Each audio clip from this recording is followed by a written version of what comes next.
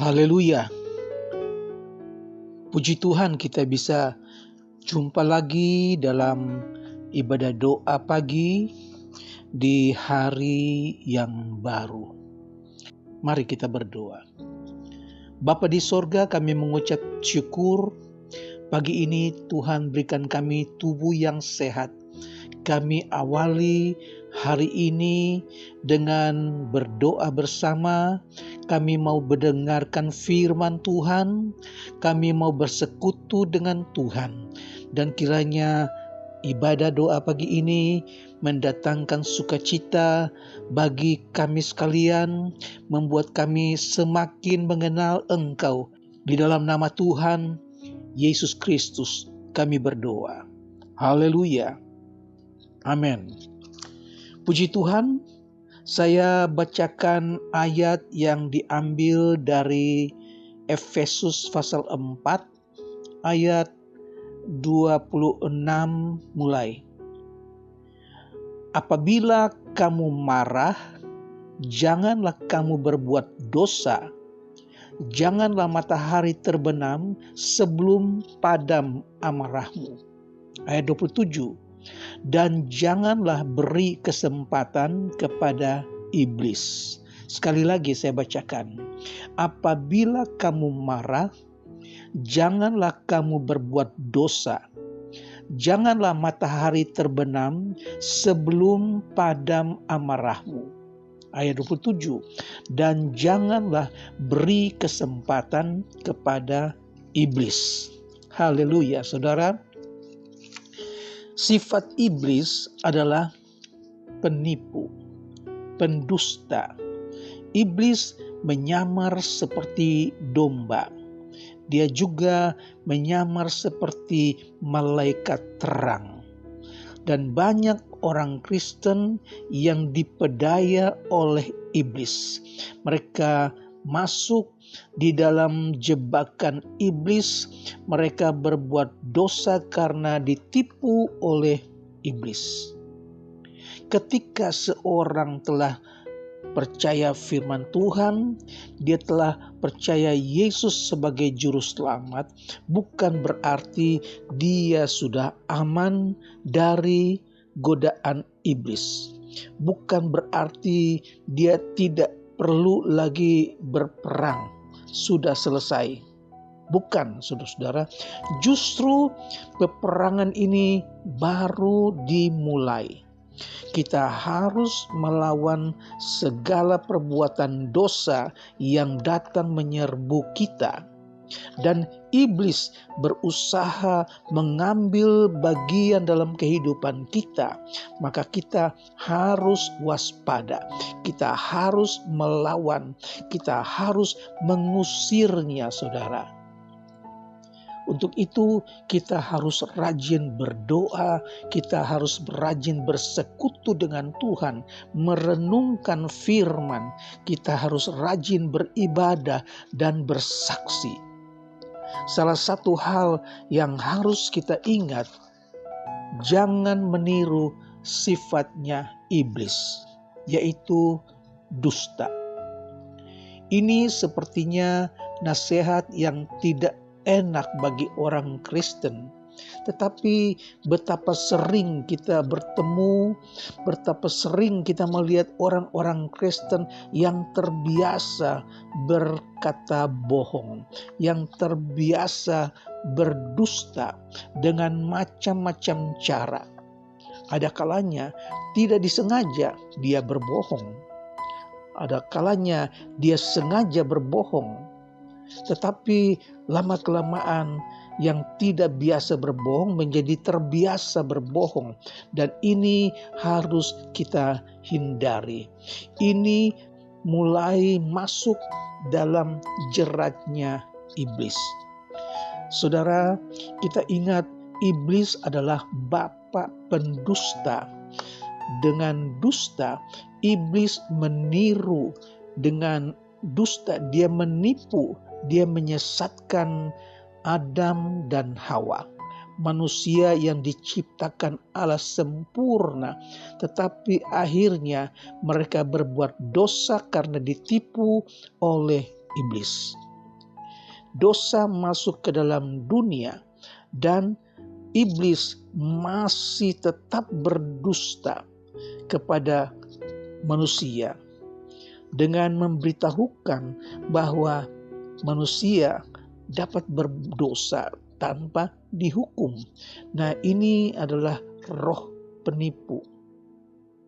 Dan tipuan ini dapat merembes sampai ke setiap lapisan masyarakat dewasa ini, terutama sekali dalam dunia perdagangan, dalam dunia bisnis.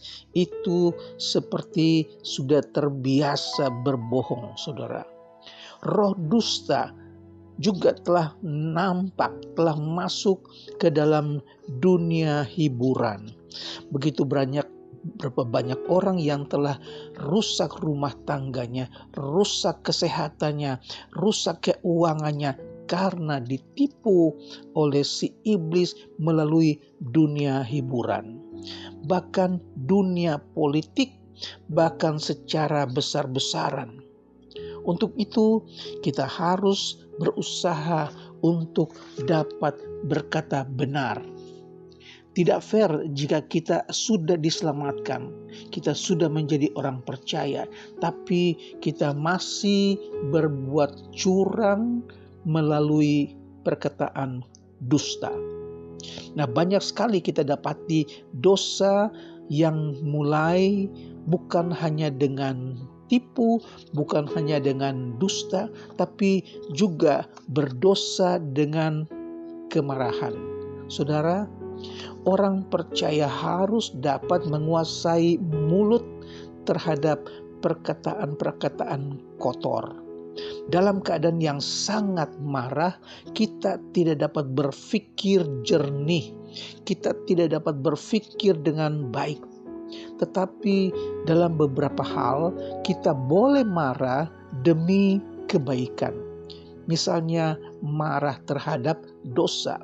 Misalnya Tuhan Yesus marah ketika rumah ibadah, dia katakan rumah Bapakku dijadikan sarang penyamun, tempat jual beli, dan ini membuat Tuhan Yesus sangat marah. Tetapi Alkitab katakan ketika kita marah jangan sampai kita berbuat dosa. Bagaimana caranya? Jangan menyimpan amarahmu sebelum matahari terbenam. Sebelum matahari terbenam, semua itu harus dibereskan.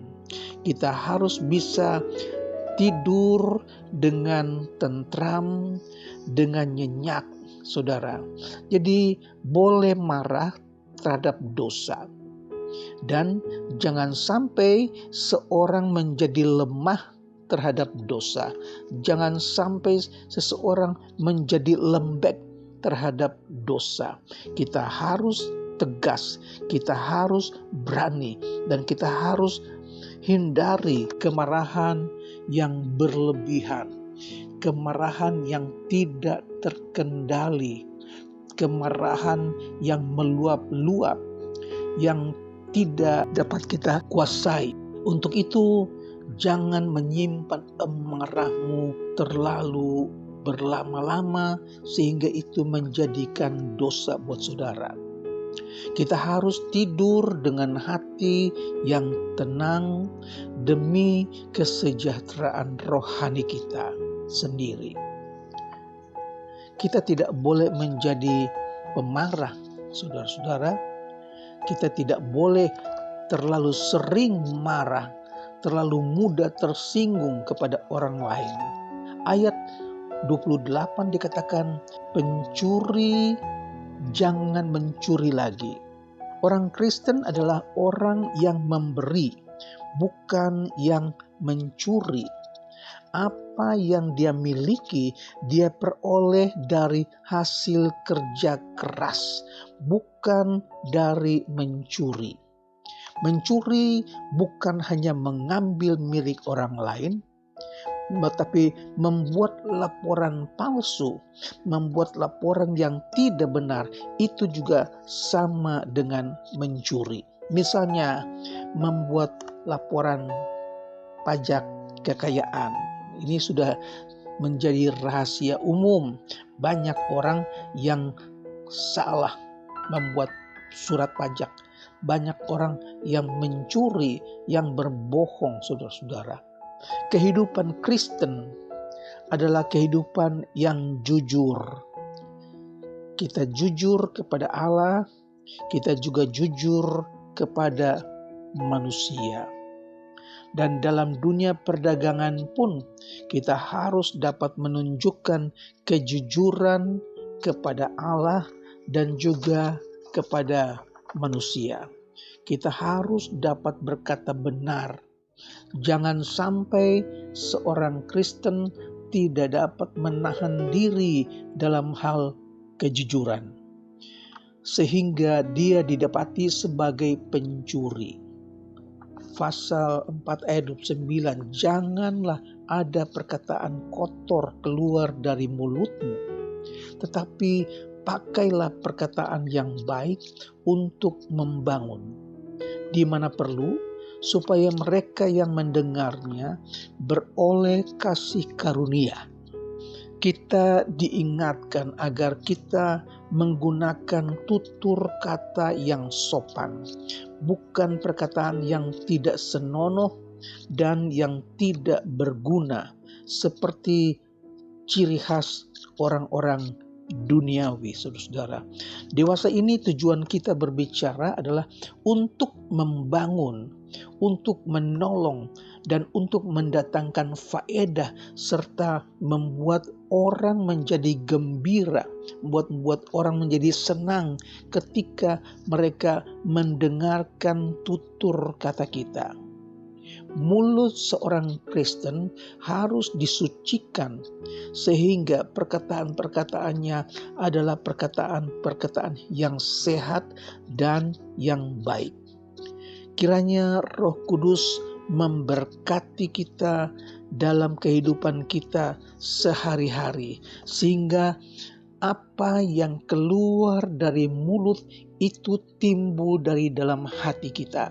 Kalau hati kita bersih, perkataan kita juga adalah perkataan yang sehat, perkataan yang bersih, perkataan yang menyukakan orang lain. Tuhan Yesus kiranya memberkati kita sekalian. Jangan beri kesempatan kepada iblis. Amin. Tuhan Yesus memberkati. Terima kasih Tuhan, Engkau telah pimpin ibadah doa pagi kami, dan sebelum kami akhiri doa kami ini, kami berdoa mohon kemurahan Tuhan buat mereka semua yang mengikuti doa pagi. Tuhan berkati mereka, baik jasmani terlebih rohani. Memberkati umat Tuhan yang sedang dirawat di rumah sakit, mereka yang sedang berbaring di rumah, kuasa Yesus, bilur Yesus menyembuhkan mereka. Terima kasih Tuhan, hamba-Mu berdoa buat umat Tuhan, mereka yang dalam kekurangan, mereka yang dalam kelemahan. Tuhan, cukupkan mereka, kuatkan mereka Tuhan Yesus. Hiburkan mereka yang sedang berduka, mereka yang sedang mempunyai pergumulan. Tuhan, berikan kemenangan. Terima kasih Tuhan Yesus, hamba-Mu berdoa buat mereka yang belum bekerja, yang sedang mencari pekerjaan. Tuhan, buka jalan. Nyatakan kemurahan Tuhan, biar umat-Mu dapat pekerjaan, dan Tuhan juga yang dipuji dan dibesarkan. Terima kasih, hamba-Mu berdoa buat keluarga-keluarga, rumah tangga. Tuhan, cukupkan segala keperluan mereka. Tambahkan sukacita, berkati suami istri, berkati anak-anak sekolah. Tuhan, berikan mereka kepintaran, cukupkan keperluan mereka Tuhan Yesus. Terima kasih buat pagi hari ini. Hamba-Mu berdoa juga buat bangsa dan negara kami, Bapak Presiden, Wakil Presiden, pemerintah pusat sampai daerah. Tuhan berkati. Terpujilah nama-Mu Tuhan Yesus, kekal selama-lamanya. Kami mengucap syukur dalam nama Tuhan Yesus Kristus. Haleluya. Amin. Tuhan memberkati.